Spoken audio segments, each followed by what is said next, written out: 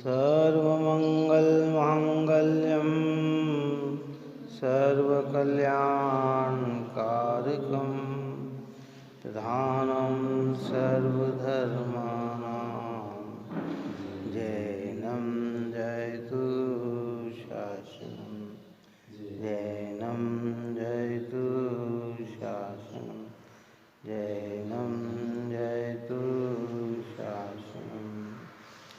नमः समय साराय स्वानुभूत्या चकास्ते चित्स्वभावाय सर्वभावान्तरहिते सर्वभावान्तरहिते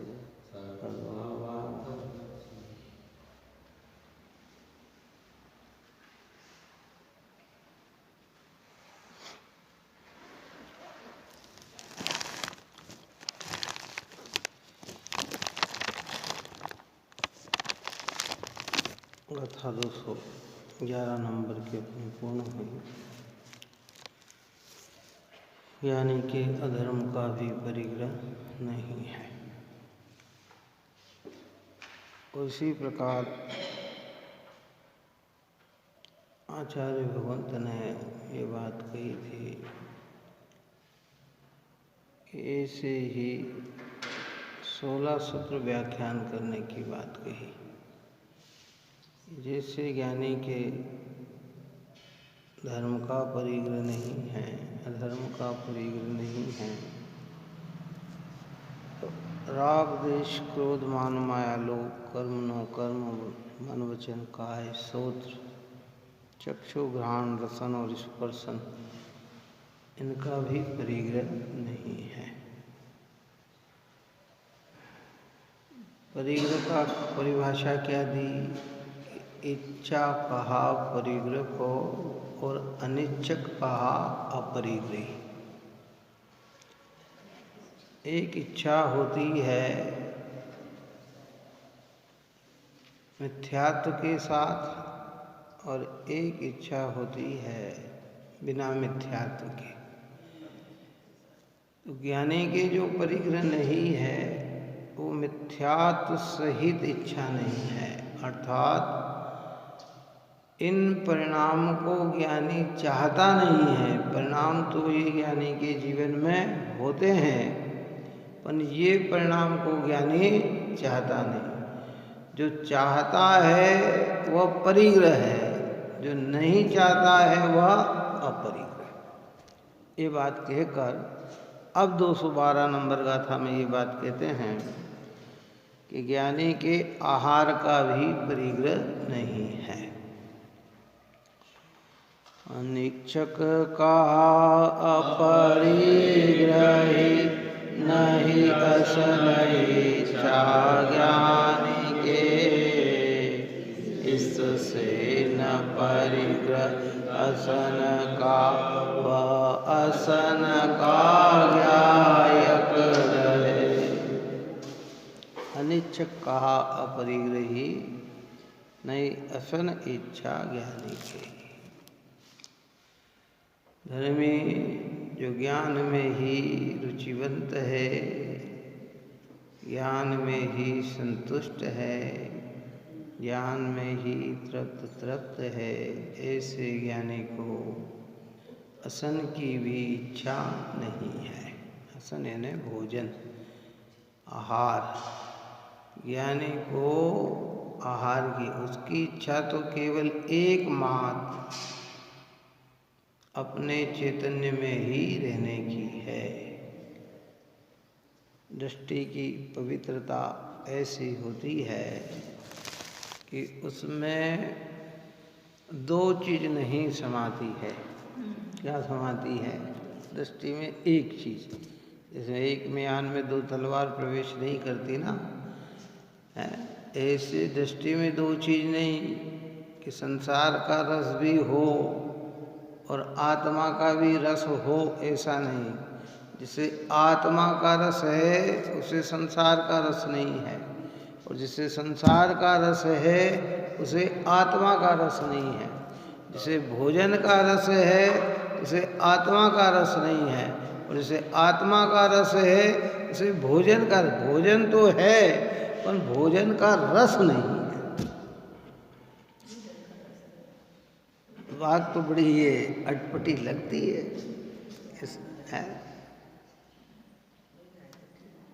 यानी कि धर्म का परिग्रह के धर्म में तो दिखते हैं और धर्म का परिग्रह नहीं, यानी कि अधर्म का परिग्रह नहीं, अधर्म में तो दिखते हैं और परिग्रह नहीं।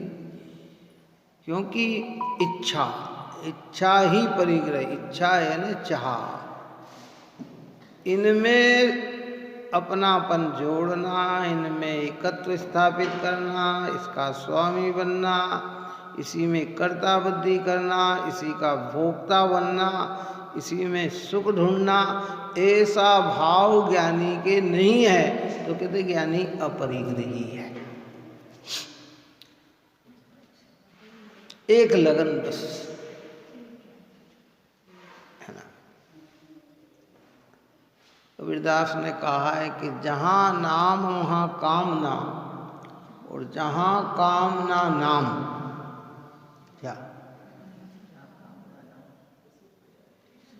मतलब वो क्या कहता है कि जहाँ भगवान की भक्ति है वहाँ कामनाएं नहीं सताती है, और जहाँ कामनाएं सताती है वहाँ भगवान की भक्ति नहीं है।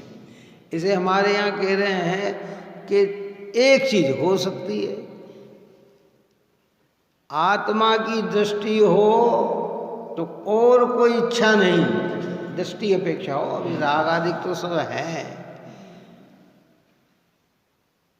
आगे आएंगे प्रश्न, इसका समाधान भी किया जाएगा। लेकिन चाह नहीं, बस चाह एक ही, क्या चाहा कि मेरे स्वरूप में ही मैं मग्न रहूं। ऐसी भावना ज्ञानियों को होती है, उसकी बात यहाँ कहते हैं। देखो गाथार्थ कहते हैं, अनिच्छक को अपरिग्रह कहा है और ज्ञानी भोजन को नहीं चाहता, इसलिए वह भोजन का परिग्रह नहीं है किंतु भोजन का ज्ञायक ही है। मतलब इस गाथा में ये भावार्थ में, गाथार्थ में ये बात कही कि ज्ञानी के भोजन तो होता है पर भोजन को चाहता नहीं है। आहार तो होता है, मुनिराज आहार निकलते हैं लेकिन आहार चाहते नहीं हैं। अपने में जम जाए तो आहार की भी जरूरत नहीं, क्या पर ठहर नहीं पाते हैं, स्थिर रह नहीं पाते हैं तो विकल्प आते हैं। तो कहते हैं वो विकल्प और क्रिया के ज्ञानी ज्ञाता हैं, जानने वाले हैं, है ना। स्वरूप में इससे संलग्न हुए आदिनाथ भगवान के 6 महीने तक आहार का विकल्प ही नहीं आया। बाहुबली को तो आहार का ही विकल्प नहीं आया और केवल ज्ञान हो गई। मेरा 1 साल तक एक जैसे खड़े रहे, कैसे खड़े रहे, आहार का भी विकल्प नहीं आया और केवल ज्ञान की प्राप्ति हो गई। भरत जी को मुनि बनने के बाद आहार का ही विकल्प नहीं आया और केवल ज्ञान की प्राप्ति हो गई। मूल उद्देश्य तो क्या, स्वरूप में ठहरने का, नहीं ठहर पाते हैं तो ये अनिच्छक, बिना इच्छा के काम किया जाता है तो कहते हैं वह परिग्रह नहीं कहलाता। बाहरी दृष्टि से तो है, लेकिन यहाँ जिस आधार से चर्चा कर रहे हैं ना, क्योंकि ज्ञानी में चतुर्थ गण स्थान वाले भी आ गए, पंचम गण स्थान वाले भी आ गए, मुनिराज भी आ गए हैं, तो क्यों परिग्रह नहीं है कि उसमें एकत्व बुद्धि नहीं है, उसमें सुखत्व बुद्धि नहीं है, उसका स्वामित्वपना नहीं है, उसकी कर्ता बुद्धि नहीं है, उसकी भोक्ता बुद्धि नहीं है। लगन सिर्फ एक क्या है, अपने चैतन्य में ही ठहरने की है। तो टीका कहते इच्छा परिग्रह है, उसको परिग्रह नहीं है जिसको इच्छा नहीं है। इच्छा तो ज्ञानमय भाव है, और अज्ञानमय भाव ज्ञानी के नहीं होता, इसी के होता ज्ञानी के ज्ञानमय ही भाव होते हैं। इसलिए अज्ञानमय भाव जो इच्छा, उसके अभाव के कारण अज्ञानमय भाव जो इच्छा, अज्ञानमय भाव जो इच्छा मतलब क्या कि उसमें एकत्व, स्वामित्व, भोक्तत्व, कर्तृत्व बुद्धि लेकर जो परिणाम आ रहे हैं वे परिणाम है अज्ञानमय। उसमें सुखत्व दिखता है वो परिणाम है अज्ञानमय। हमारे अज्ञानियों के जितने भी परिणाम है वो अज्ञानमय। हमें कहाँ सुख दिखता है कि पंचेंद्रिय के विषयों में ही सुख दिखता है। बात आई समझ में?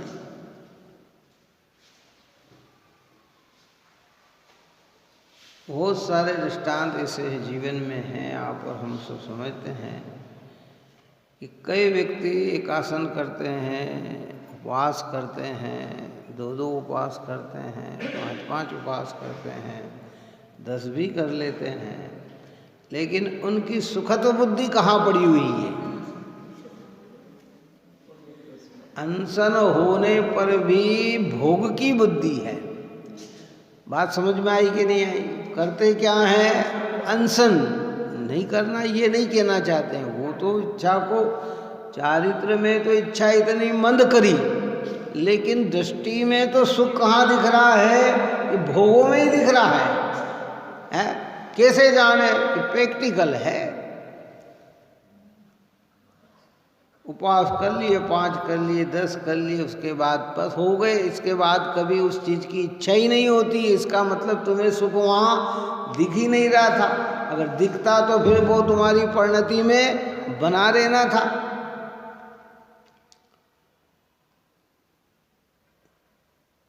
तो ये मिथ्यात्व वाला जो इच्छा है, जिसमें राग और असन के भाव में एकत्व बुद्धि पड़ी हुई है, यदि ज्ञानी को ऐसी इच्छा नहीं है, इसलिए ज्ञानी की परिग्रह नहीं है।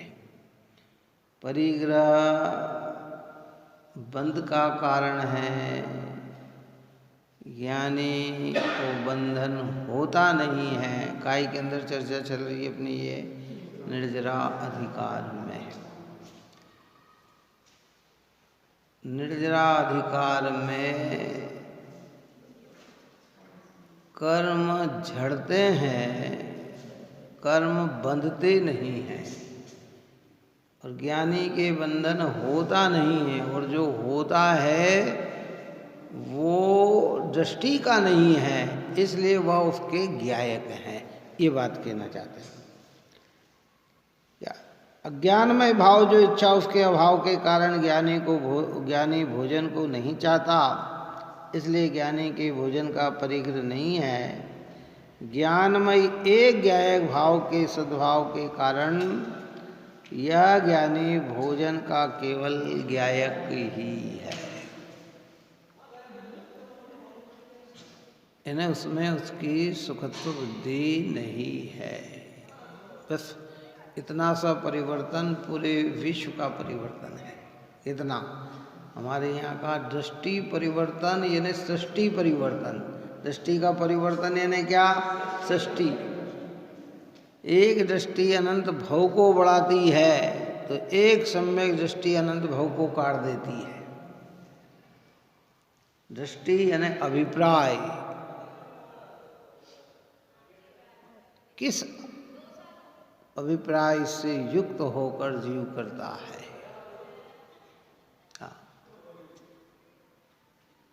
एक ज्ञानमय भाव ज्ञानी की रुचिवंतता का है। एक ज्ञानमय भाव में ज्ञानी को संतुष्टता है। एक ज्ञानमय भाव में ज्ञानी को तृप्तपना है। इसलिए उसे अज्ञानजन्य भाव नहीं है। जो भाव नहीं है वह परिग्रह भी नहीं। भाव हो तो परिग्रह कहलाए।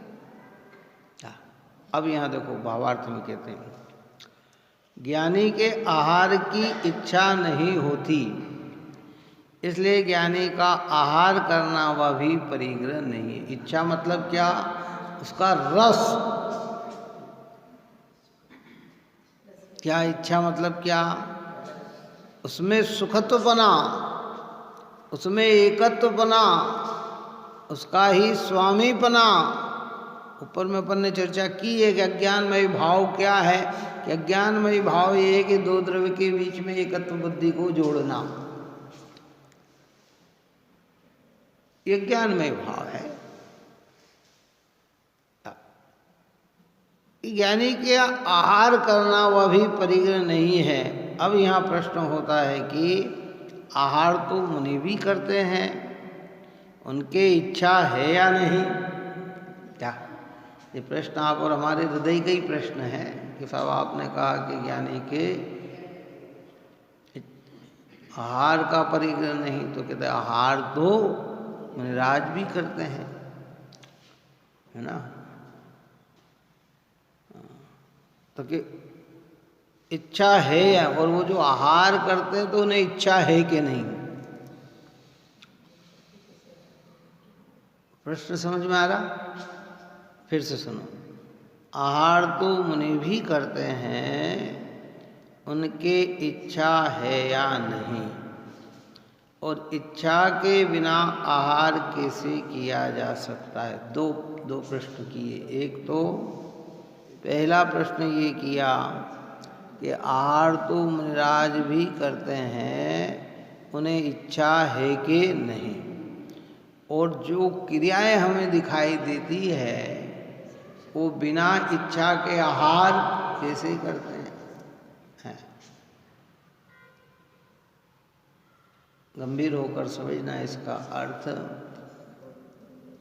क्योंकि क्रियात्मक चीज कुछ और ही दिखती है और भावात्मक कुछ और ही होता है। गुणस्थान प्रमाण आहार का विकल्प भी ज्ञानी को होता है, आहार के लिए निकलते भी हैं, पर आहार में सुखत्व बुद्धि मानते नहीं है। उस आहार के परिणाम और ज्ञान के परिणाम को एक मानते नहीं है। जो आहार का परिणाम आ रहा है वो कर्म के उदय का परिणाम है, काय का परिणाम है ना। उस कर्म के उदय के ज्ञानी क्या है? ज्ञायक है।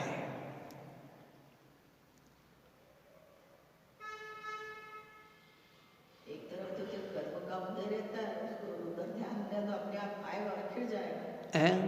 अपन एक तरफ बोलते कि कर्म का उदय आया, ध्यान ना दो तो अपने आप आएगा और निकल जाएगा। तो जब ध्यान नहीं देते तो कहाँ ध्यान रहता है? अपने में। तो अपने में मग्न है तब तो आहार का विकल्प ही नहीं है। पर अपने में ठहर नहीं पाते हैं तो विकल्प आते हैं और उसकी पूर्ति के लिए निकलते भी हैं, पर उसमें अज्ञानमय भाव न होने से वो परिग्रह नहीं कहलाता है। उस राग से आत्मा का एकत्व स्थापित नहीं करते हैं।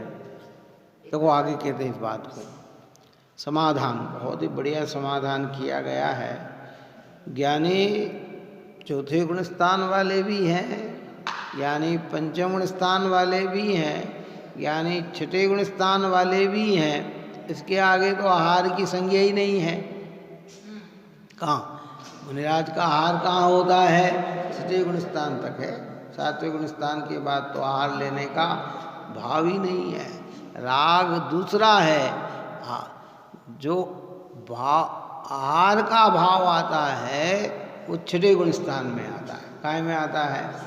हाँ, इसलिए मुनिराज का आहार का भाव भी जब उसकी व्यवस्था समझाई गई तो उसको पाप भाव नहीं कहा, पुण्य भाव कहा। कौन सा? क्योंकि 28 मूल गुण सारे पुण्य भाव हैं। काय के हैं? इसमें एक आहार लेना भी उनका एक गुण है, तो उसमें वो पुण्य है। हम आप भोजन करते हैं वो पाप है, मुनिराज के जो भोजन होता है वह पुण्य है। क्या विकल्प तो उनके जीवन में भी होता है। चौथे गुण स्थान में भी आहार होता है, पंचम गुण स्थान में भी आहार होता है। तो क्या कहना चाहते हैं? एक समाधान, असाता वेदनी कर्म के उदय से जठराग्नि रूप क्षुधा उत्पन्न होती है। असाता वेदनी कर्म के उदय से, एक कर्म का उदय तो असाता, और उस असाता के उदय से शरीर में एक जठराग्नि जो रोग है, क्या है, उससे उसको क्षुधा भूख उत्पन्न होती है। क्या उत्पन्न होती है? भूख उत्पन्न होती है। और वीर्यान्त्रय कर्म के उदय से उसकी वेदना सहन नहीं की जा सकती।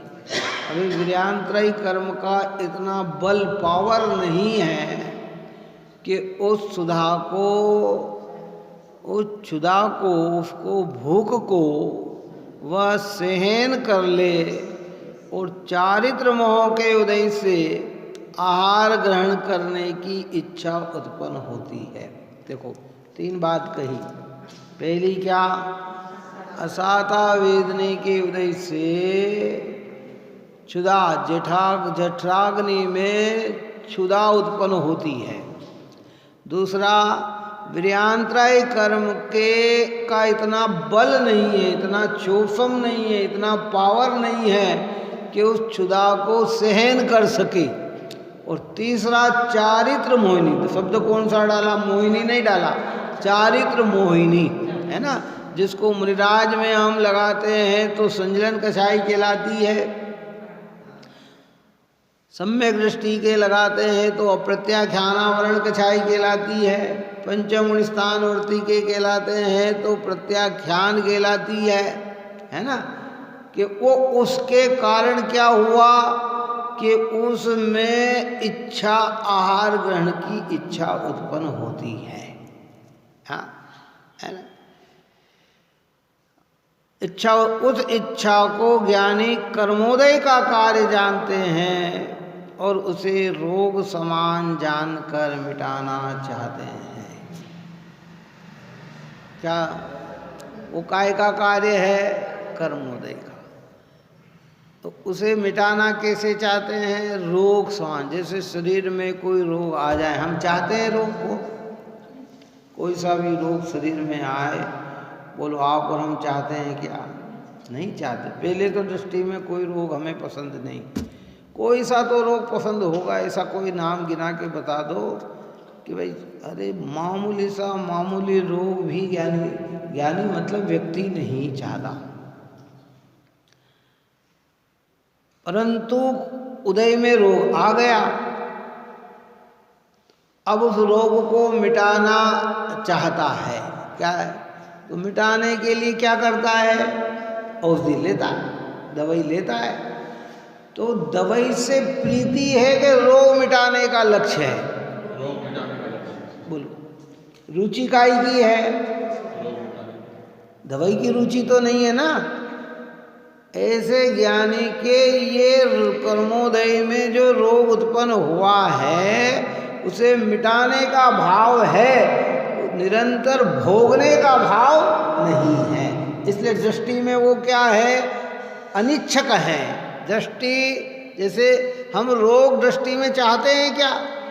बताओ, ऐसा कोई व्यक्ति ला के खड़ा करे कि जो ये चाहता है कि हाँ साहब ज़्यादा मात्रा में नहीं, थोड़ी मात्रा में कैंसर तो होना चाहिए, क्या है ऐसी किसी की इच्छा? है ये साहब मेरा दिन भर माथा तो न दुखे पर थोड़े समय के लिए दुखना चाहिए, क्यों है ऐसा? है कि मेरा पैर दुखना चाहिए, कि पेट दुखना चाहिए, कि कोई सी भी बीमारी चाहते नहीं है। लेकिन अगर आ पड़े, क्या परवश से आ पड़े, तो उसको निवारण का उपाय तो करते हैं पर उसे भला मानते नहीं है। ऐसे ज्ञानी के असाता कर्म के उदय में जेठराग्नि में रोग उत्पन्न हुआ, वीर्यांतराय कर्म में इतनी सहनता करने की शक्ति नहीं रही, चारित्र मोहों के उदय में इच्छा उत्पन्न हुई, तो उस निवारण से वे आहार आदि में प्रवृत्त तो करते हैं, या तो उसे रोग समान जानकर मिटाना चाहते हैं। ज्ञानी के इच्छा के प्रति अनुराग रूप इच्छा नहीं होती, जिसको अपन ने ऊपर की गाथा में चलाया था कि ज्ञानी के राग का राग नहीं होता। राग तो होता है, पर राग का राग यानी पकड़। बात आई समझ में नहीं आई?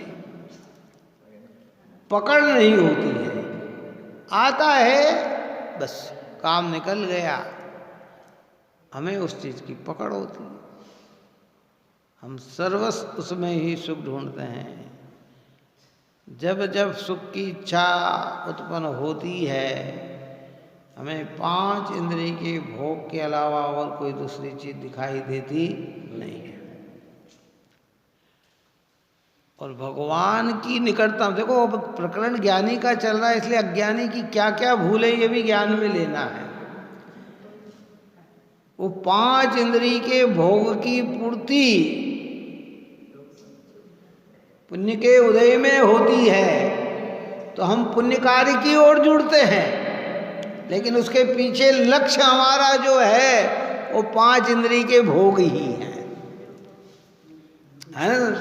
सब घंटों मंदिर में देते हैं, पूजा करते हैं, भक्ति करते हैं, ये करते हैं, वो करते हैं, व्रत करते हैं, तब करते हैं, कि इन सब के पीछे जो उद्देश्य है वो उद्देश्य क्या बना हुआ है कि ये 5 इंद्रिय की अनुकूलता कहाँ मिलेगी, कि पुण्य उदय में मिलेगा। पुण्य उदय, पुण्य का बंध कहाँ होगा, कि शुभ भाव से होगा।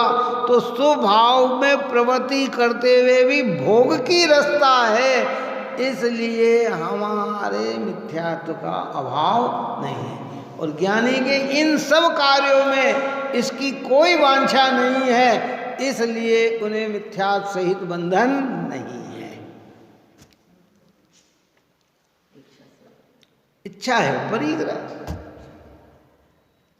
क्या करे, यही लगता है जिसके पास, क्योंकि दुनिया का जो वातावरण है ना, मनुष्य में इतना सूक्ष्म ज्ञान तो मिल ही जाता है जन्म लेते ही, कि विचार कर सकता है। एक मनुष्य दूसरे मनुष्य को देखकर सोच सकता है कि इसके पास ये, मेरे पास ऐसा क्यों नहीं, मेरे पास ऐसा है, इनके पास ऐसा क्यों नहीं। तो उसका मन, अरे भैया इसने पहले बहुत अच्छे कर्म किए होंगे ना, इसलिए इसके पास बहुत अनुकूलता है। मैंने कोई अच्छा काम नहीं किया होगा तो मेरे जीवन में प्रतिकूलता है, या मेरे पास अनुकूलता है तो मैंने अच्छा काम किया होगा, और तो उसको वो अनुकूलता प्राप्त करने के लिए अच्छे कार्य में लगता है। यद्यपि हमारे यहाँ प्रथमानुयोग प्रारंभिक भूमिका इसी तरह से प्रवेश कराता है। प्रथमानुयोग में प्रारंभ भूमिका कहाँ है कि पुण्य और पाप का फल दिखाकर पाप से दूर करके पुण्य में प्रवृत्ति कराता है? लेकिन अब प्रकरण तो निर्जरा का चल रहा है, तो क्या क्या क्या विचार करेगा ज्ञानी के? ज्ञानी के अभी ऊपर में अपन ने 2 चर्चा करी, कौन सी? ज्ञानी के धर्म का परिग्रह नहीं, ज्ञानी के अधर्म का परिग्रह नहीं, तो पुण्य भी है पर परिग्रह नहीं, क्योंकि पुण्य का रस नहीं है ना। समझ में आई बात के नहीं? ऐसे ज्ञानी के आहार भी है, पर आहार का रस न होने से उसके आहार का परिग्रह भी नहीं। हम जितना पुण्य करते हैं उसकी फल की चाह में लगे रहते हैं, यानी कि पुण्य होता है पर पुण्य की चाह नहीं होती है। और जिन्हें पुण्य की चाह होती है वो ज्ञानी नहीं है। ऊपर की अपन ने चर्चा 202 गाथा में अपन कर आए हैं कि अणुमात्र भी रागादि को भला जानकर प्रवर्तता है, चाहे वह सर्व आगमधारी हो, व्यवहार चारित्र का पालन करने वाला हो, तो भी जीव जीव के भेद ज्ञान को न जानने से वह अज्ञानी ही है। ये 202 गाथा में अपन चर्चा करके आए। समझने की बात है ये, कैसे समझे इतना रस। हम आँख खोलते हैं तो विषयों की ओर से,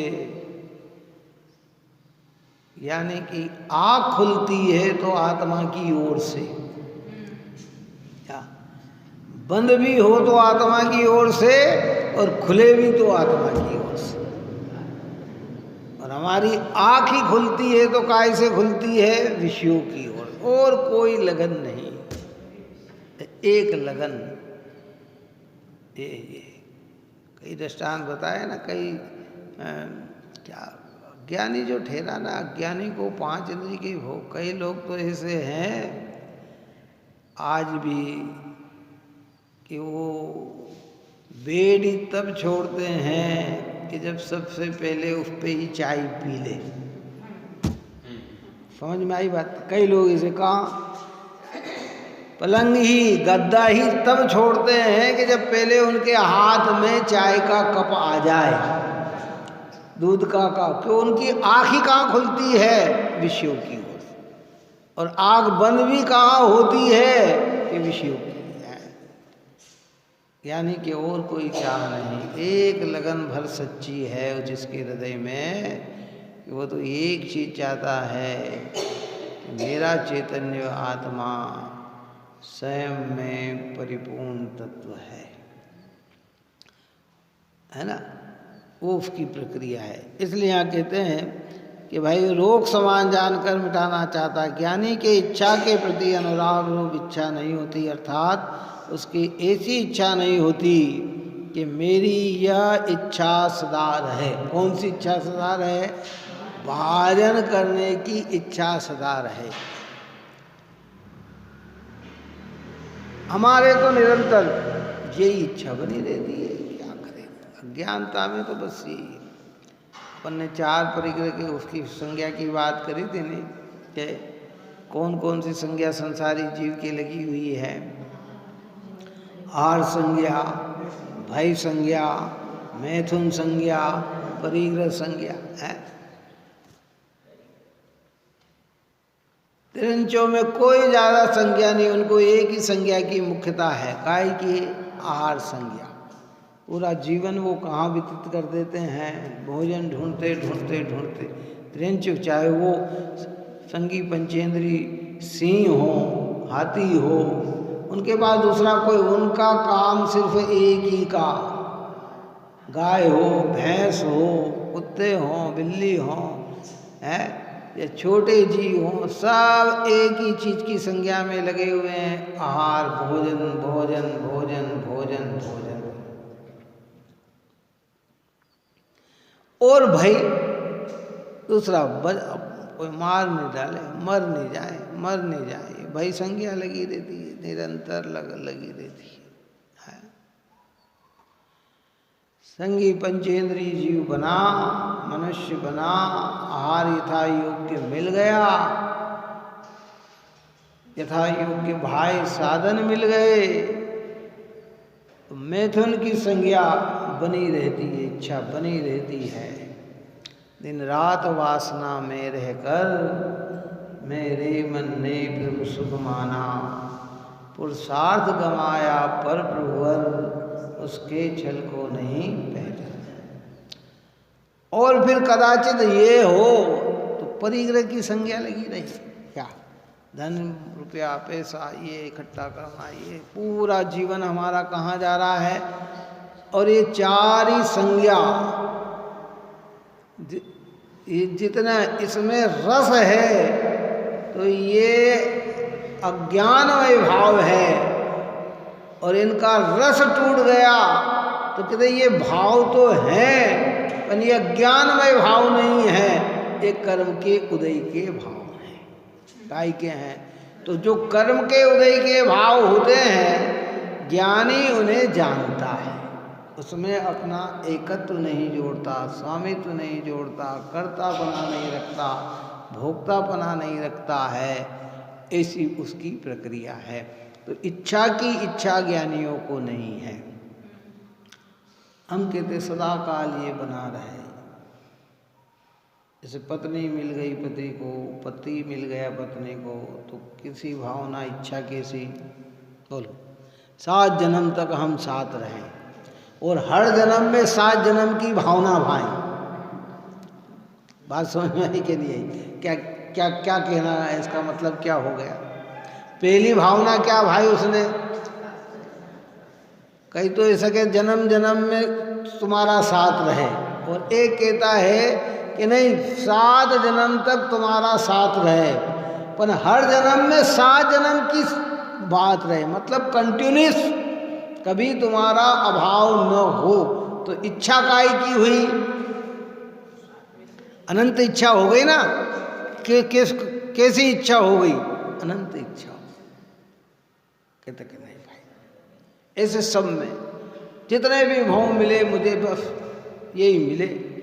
अपन ने कल बात कही थी कि हमने इस शर्त पे मनुष्य जीवन की चाह रखी है कि मोक्ष ना हो तो मनुष्य जीवन मिले, और मोक्ष हो तो मनुष्य जीवन की भी आवश्यकता नहीं है। मनुष्य जीवन से मोक्ष मिलता है, इसलिए मनुष्य जीवन की इच्छा रखते हैं। मनुष्य जीवन की इच्छा नहीं है, क्योंकि संसार की कोई गतियाँ प्राप्त करने योग्य नहीं है। एक चीज़ ही प्राप्त करने योग्य है जो मेरा सर्वस्व है, और वो है सिद्धत्वपना। व्यवहार में कहते हैं, हम बार बार यही कहेंगे कि हे भगवान, जब तक पूर्णता की प्राप्ति न हो, बस यही प्रसंग मेरे जीवन में बने रहे। लेकिन इच्छा ये चाहते हैं कि पूर्णता चाहते हैं, बार बार मनुष्य बनना चाहते हैं कि मोक्ष जाना चाहते हैं। ज्ञानियों का हृदय एक मोक्ष जाने, मोक्ष ये मनुष्य जीवन सेकेंडरी है। पहली प्रायोरिटी तो किसकी है? मोक्ष की है। मोक्ष न मिले तो मनुष्य जीवन मिले, आदि ऐसे जीवन मिले जहां मुझे आत्म आराधना का अवसर मिले। हमारी इच्छा काय की है? हम भोगों की है। गजब की बात है, क्या उत्कृष्ट गाथा है आचार्य भगवंत रचते हैं। इसलिए उसके अज्ञान में इच्छा का अभाव है। परजन्य इच्छा का स्वामित्व ज्ञानी के नहीं होता। परजन्य क्या? जो कर्मों के उदय से प्राप्त हुई इच्छा है, उस इच्छा को ज्ञानी चाहता नहीं है, और उसका स्वामित्व बना उसके नहीं है।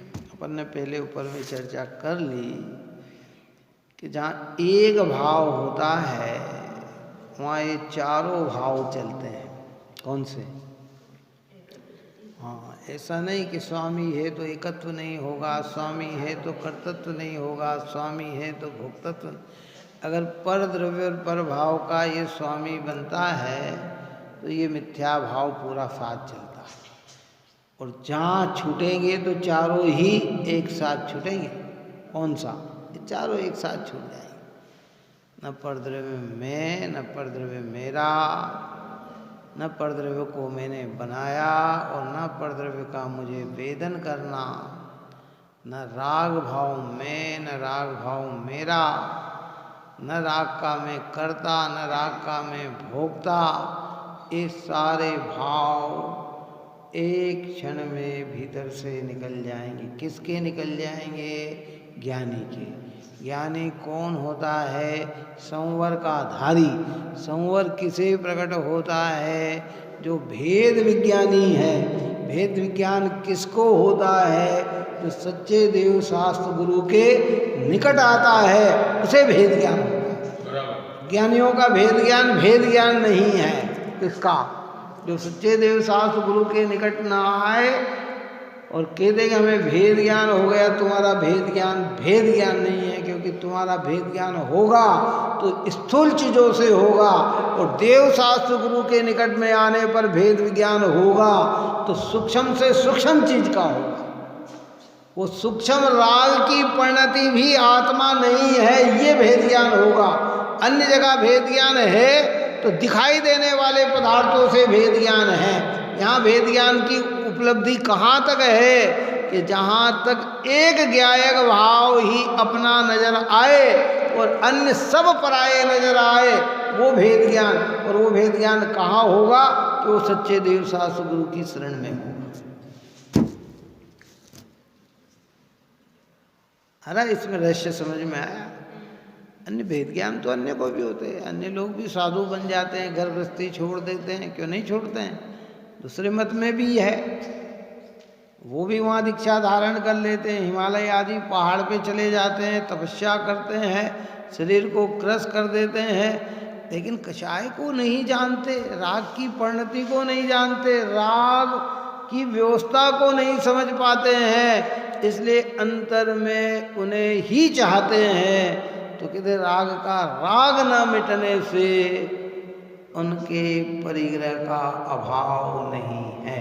परिग्रह का अभाव अगर किसी को है, परिग्रह नहीं किसी को है, तो वो ज्ञानी के नहीं है। इसलिए ज्ञानी के आहार का परिग्रह भी नहीं है। पर्जन्य इच्छा का स्वामित्व ज्ञानी को नहीं होता, इसलिए ज्ञानी इच्छा का भी ज्ञायक ही है। यानी इच्छा, देखो एक एक शब्द ध्यान से देखना, क्या कहा कि इसलिए ज्ञानी इच्छा का भी ज्ञायक ही है। इच्छा तो है पर इच्छा का स्वामी नहीं है, इच्छा का ज्ञायक भी नहीं कहा, ज्ञायक ही है। जो इच्छाएं उत्पन्न हुई है उसको ज्ञानी जानने वाला ही है।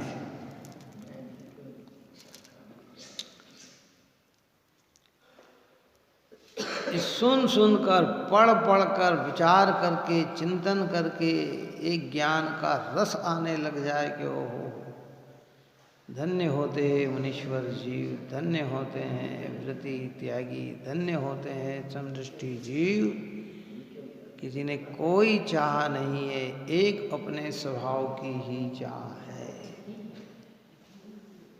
कमजोरी स्वस्थ इच्छाएं आती है, इच्छा को जानते हैं,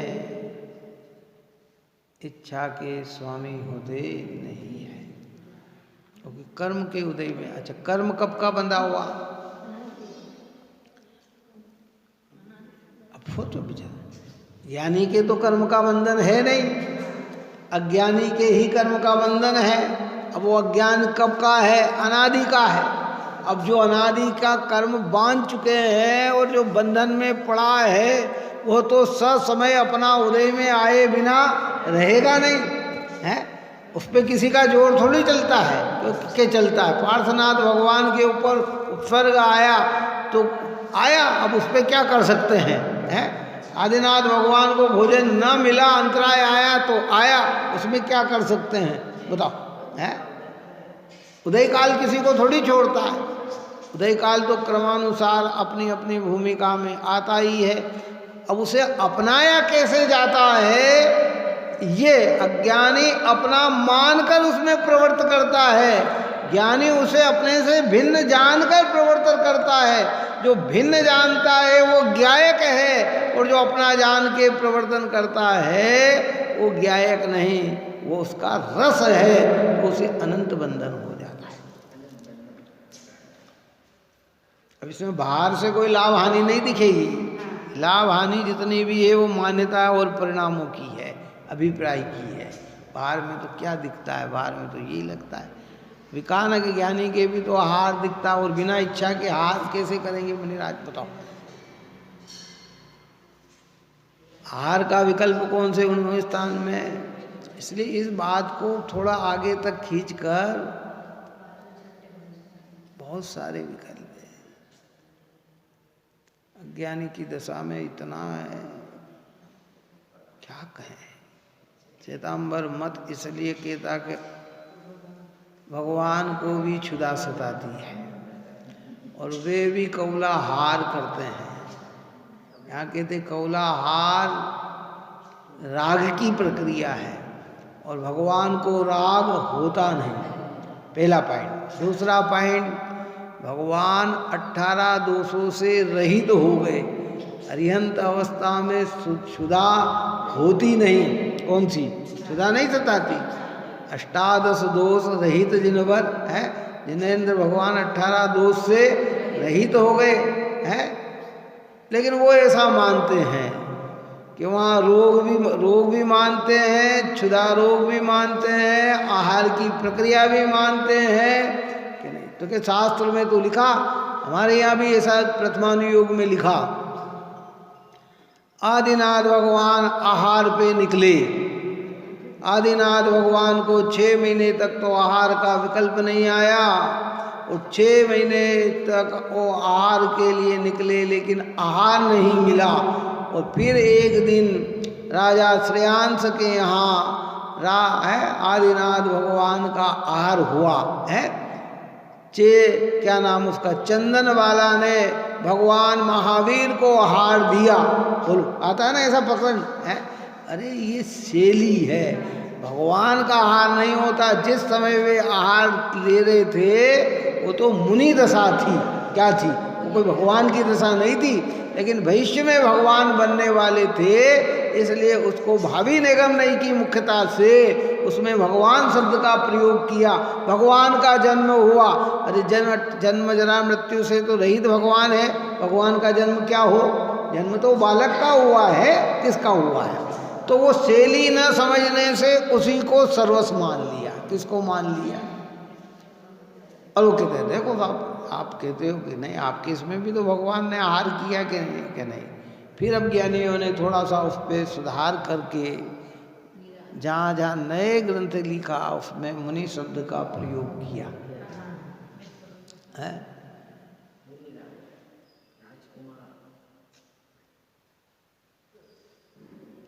अभी 5-4 रोज पहले 2-3 महिला दर्शन करने आई थी यहाँ।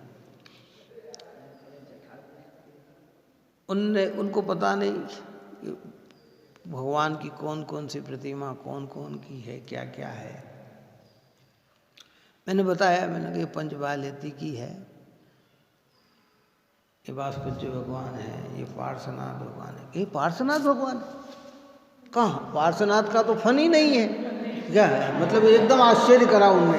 क्या करा है कि पार्श्वनाथ भगवान की प्रतिमा कहाँ? क्योंकि उन्होंने अपने जीवन में किसको देखा? पार्श्वनाथ का तो यही देखा ना उन्होंने, तो उनको ऐसा आश्चर्य हुआ। मैंने कहा ओरिजिनलिटी ये है,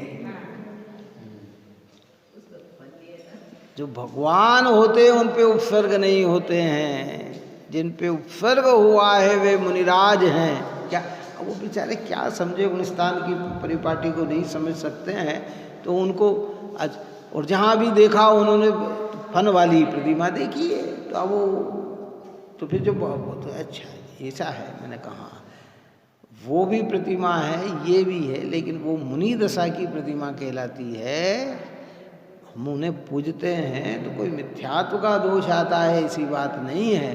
ज्ञान की हमारी समझ की कमी है, काय की कमी है ना।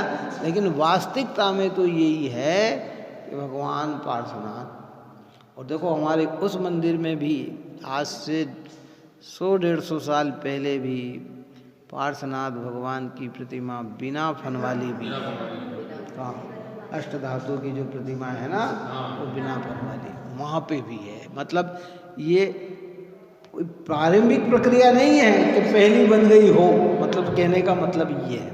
और भी कई जगह जो समझ के बनाते हैं वो तो वैसी ही बनाते हैं, जो समझ के बनाते हैं वो वैसे ही बनाते हैं। क्या है तो एक उसकी पहचान के तौर पर ये कही गई। तो ऐसे प्रथमानुयोग में कथन आते हैं कि आदिनाथ भगवान ने हार लिया, शांतिनाथ। देखो नेमिनाथ भगवान का वैराग्य हो गया, नेमिनाथ भगवान ने वैराग्य ले लिया। अरे वैराग्य तो मुनिराज दा, गृहस्थ को आता है तो मुनि बने तो वैरागी, अब वे तो वितरागी हो गए। अब वितरागी से वैरागी कैसे होंगे?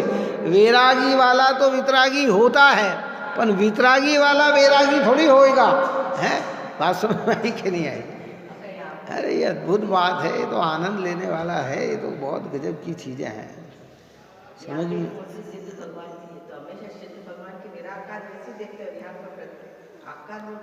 हाँ, ये तो एक लक्ष्य दिया, बिंब दिया है गोलाकार रूप में, वो भी एक कल्पना है और ये भी एक कल्पना है।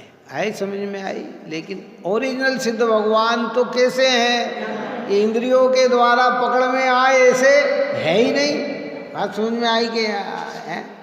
वो तो निराकार है।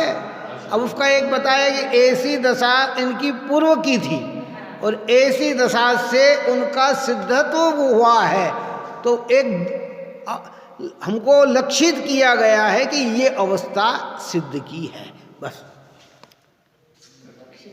हाँ, इसके पूर्व में क्या था? तो ये दशा थी, बस ऐसी दशा थी। जैसे हम शिखर जी पे टोक पे चढ़ाते हैं तो ये तो पूर्व की दशा है, वो वहाँ से मोक्ष थोड़ी गए क्या? कहाँ से? तो अधर से मोक्ष गए। कहाँ से मोक्ष गए? चले गए ऊपर, ऊपर ऊपर में जाके विराजमान हो गए। अब हम तो एक ऐसा एक आरोपित कथन करते हैं ना, वो है। तो कहने का प्रयोजन ये है, इसलिए मिथ्या मान्यता को निकाल। देखो, जिनवाणी पढ़कर सुन करके जो हमारी भूलें हैं वे भूल हमारी क्रमानुसार निकलना चाहिए। युक्ति तर्क सब लगाकर वो चीज़ बाहर होना चाहिए, और जब बाहर होगी तो मिथ्या तो हमारा कमज़ोर पड़ेगा। क्या पड़ेगा? और एक दिन पुरुषार्थ होकर मिथ्या छूट जाएगा। कोई अंगी आदि की रचना में भी यही बात आती है। क्यों आती है? कि बालक अवस्था में कपड़े वस्त्र आदि पहनाए जाते हैं। जैसे भी हमने पंच कल्याण कराया ना, तो जन्म हुआ तो उसके बाद फिर कपड़े पहनाए। कहाँ पहनाए हैं? और जब मुनि बने तो कपड़े सारे उतार दिए गए। तो उस अवस्था को भी व्यवहार से भगवान के पंच कल्याणक, ज्ञानी के पंच कल्याण वो होने से जगह समय के साथ प्रशंसनीय पूजनीय। हम गर्भ कल्याणक कार्य चढ़ाते हैं, जन्म कल्याणक कार्य चढ़ाते हैं, दीक्षा कल्याणक कार्य चढ़ाते हैं, निर्वाण केवलयान कल्याणक कार्य चढ़ाते हैं, निर्वाण कार्य चढ़ाते हैं। तो ये वो है, लेकिन ओरिजिनलिटी क्या है ये समझने लायक है। अब कोई कहते कि नहीं साहब भगवान है और वस्त्र भी है, तो कि भाई तिल तुस मात्र तो परिग्रह मुनिराज के नहीं होता, तो फिर अनंत दशा में परिग्रह कैसे हो? तो कई लोग ऐसे तर्क भी देते जिसकी चर्चा अपन ने की, 2 मिनट लेके पूर्ण करो। कई लोग कहते हैं देखो भगवान के समोसरण, अरे भाई समोसरण में वे अधर में बैठे हैं कि चिपके हुए बैठे हैं? भगवान में का समोसरण में जो है ना, तो वो समोसरण से चिपके हुए हैं कि समोसरण से, वो तो अधर में। वहाँ तक बताया है कि कोई उन्हें छू ही नहीं सकता। देवता लोग भी नहीं छू सकते, मनुष्य भी नहीं छू सकता, वो तो ऐसे जगह है। इसलिए जो प्रक्रिया जहाँ जहाँ है वो वैसी समझकर हमें अपने अज्ञान का निवारण करना चाहिए, और मजबूती के साथ एक चैतन्य आत्मा क्या है? भगवान आत्मा, ज्ञान स्वरूप आत्मा। जो अपन ने 2 बात कही कि बाहर की रुचि हो तो पंच परमेष्टि की, और भीतर की रुचि हो तो अपने ज्ञायक की। इसलिए ज्ञानी के असन का परिग्रह भी नहीं है, आहार का परिग्रह भी नहीं है। इस प्रकार शुद्ध नहीं की प्रधानता से कथन जाना। ये काय की प्रधानता से कथन? शुद्ध नहीं किसको दिखाता है? एक मूल स्वभाव को दिखाता है। अपन ने ऊपर में चर्चा कर ली है, समय की कमी से अपन ज़्यादा ये नहीं करेंगे इसकी। कि शुद्ध नहीं ओरिजिनलिटी को दिखाता है, सारी बनावटी चीज़ें को बाहर कर देता है, एक वास्तविक चीज़ को दिखाता है। तो वास्तविक चीज दिखाने में ज्ञानी के ज्ञान की ही रुचिता है, ज्ञान में ही संतुष्टता है और ज्ञान में ही तप्तपना है, तो उन्हें आहार का भी परिग्रह नहीं है। 3 चर्चा अपन ने कर ली। ज्ञानी के धर्म का परिग्रह नहीं, ज्ञानी के अधर्म का परिग्रह नहीं, ज्ञानी के आहार का परिग्रह नहीं, चौथी बात कहेंगे कि ज्ञानी के पेय का परिग्रह भी नहीं है। और इसमें ये 16 सूत्र की जो व्याख्यान किया है कि दृष्टि में नहीं ज्ञानी के राग का परिग्रह, न द्वेष का परिग्रह, न पंचेंद्रिय के विषयों का परिग्रह, न कर्म नौकर्म का परिग्रह, ये सब परिग्रह भी ज्ञानी को नहीं है। तो ज्ञानी की काय का परिग्रह है कि अपने स्वभाव का ही परिग्रह, क्योंकि अनंत गुणों को वो हर तरह से ग्रहण करता है। और ये परिग्रह ऐसा है कि इस परिग्रह में बंधन नहीं होता। कौन सा? अपने स्वभाव को अपना मानने से बंधन नहीं होता, पर को अपना मानने से बंधन होता है। इस प्रकार की चर्चाएं की है। आगे प्रकरण और भी चलेगा। आप परम सभी जीव निरंतर भेद ज्ञान को प्राप्त होते हुए स्वरूप दृष्टि बनाए, यही मंगल भावना है। सहजानंदे शुद्ध स्वरूपी अविनाशी आत्मस्वरूप, सहजानंदे शुद्ध स्वरूपी अविनाशी आत्मस्वरूप, सहजानंदे शुद्ध स्वरूपी अविनाशी आत्मस्वरूप, निज में बताई यह अनंत उपकार है, उसके लिए जिन वाणी मांगो वंदना शतबार है, वंदना शतबार।